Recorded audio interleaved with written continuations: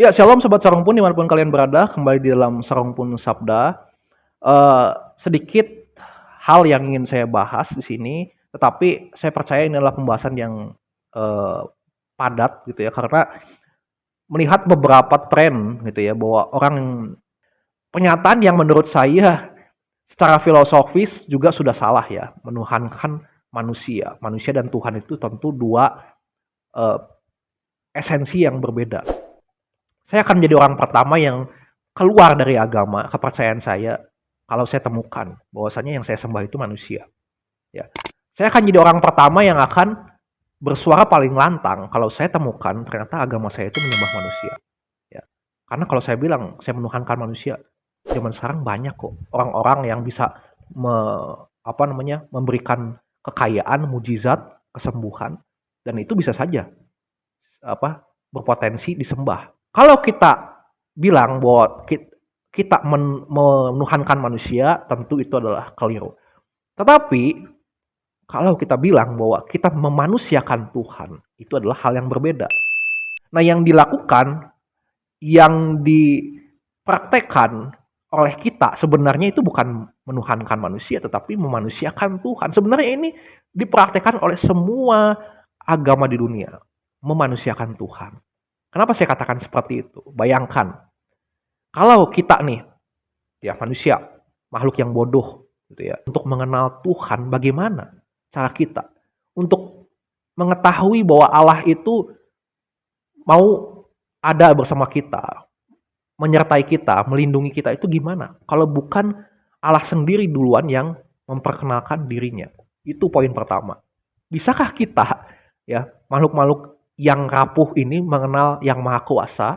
Kalau bukan yang maha kuasa itu sendiri duluan loh ya, yang memperkenalkan dirinya. Banyak sebenarnya contoh. Kalau misalkan contohnya ya, Nabi Musa tidak melihat penampakan Allah, ya baik diceritakan di dalam Alkitab maupun yang di versi Quran dalam wujud api, ya, atau katakanlah sinar di sekitar api itu gitu ya. Lalu bagaimana Musa dapat tahu bahwa itu adalah Allah meskipun dikatakan itu adalah suara Allah yang mengaku dia adalah Allah kalau di dalam Quran ya. Bagaimana dia bisa mengenal bahkan tahu bahwa itu adalah Allah? Tentu Musa harus melihat dulu dong wujud kemuliaan Allah. Dia harus takjub dulu bahwa itu adalah kuasa dari Allah. Makanya kalau Musa tidak menyaksikan ini, bagaimana dia bisa percaya? Bagaimana dia dapat mengenal Allahnya dengan benar?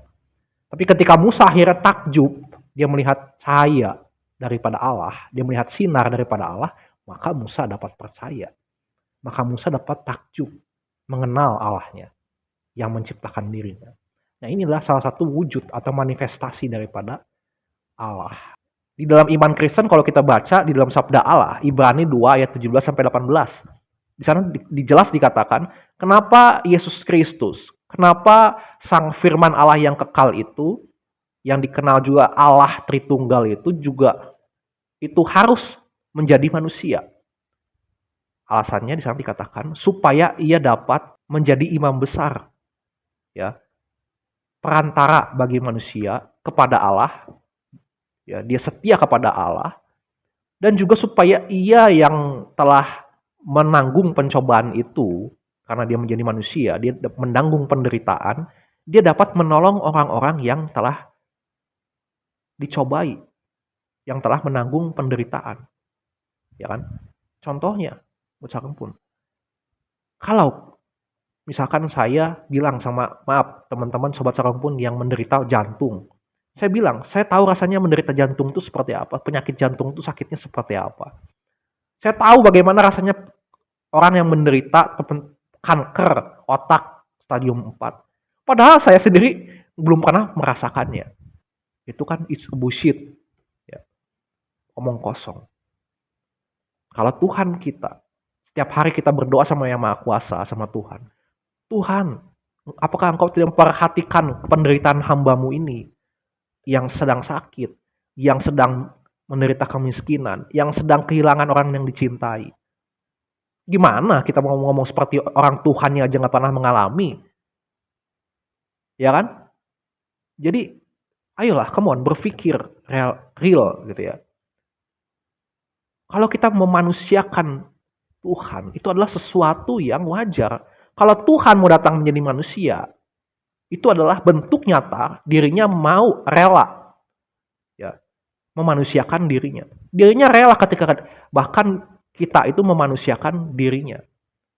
Apakah itu membuat Tuhan menjadi turun derajatnya, tingkatnya? Enggak. Makanya di dalam sejarah manusia, ya, lagi-lagi kita bicara tentang filosofi. Itu Allah, sang pencipta itu dikenal melalui dua. Ya, dapat diketahui lewat dua cara. Yang pertama lewat sifat-sifatnya.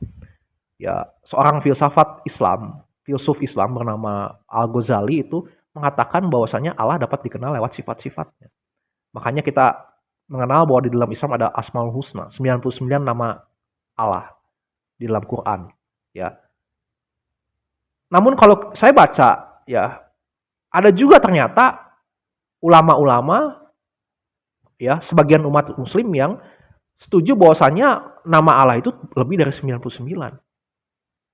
Nah, apakah artinya membatasi sifat-sifat Allah? Apakah artinya kita membatasi kemahakuasaan Allah karena 99 nama saja? Kan tidak seperti itu juga. Ya kan? Secara manusia, iya, kita terlihat seolah-olah hanya membatasi 99 nama. Ya kan? Nah, tapi tidak secara hakikatnya. Allah tetap maha kuasa. Meskipun kita menyatakannya, mewujudkannya di dalam 99 nama itu yang terbatas. Tapi Allah tetap tidak terbatas. Ya. Nah, itu yang pertama. Tapi yang kedua, Allah juga dapat dikenal lewat wujudnya, lewat manifestasinya. Jangan sangka hanya orang Kristen aja yang bilang bahwa Allah itu mewujud menjadi manusia. Ya, makanya kalau baca di dalam filsafat Islam, Ibnu Sina, ada juga Al-Arabi di sana. Mereka juga sepakat bahwasanya Allah itu punya wujud kok. Dia berkenan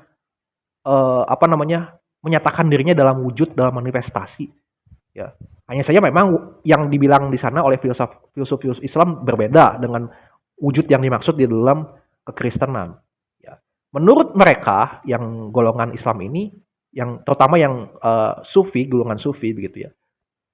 Ada 3 tingkatan ketika Allah memperkenalkan dirinya di dalam wujud, di dalam manifestasi. Tingkatan yang pertama ketika ya sama-sama kita tahu bahwasanya di dalam Islam Allah itu dikatakan adalah zat, tidak punya wujud sama sekali, ya kan?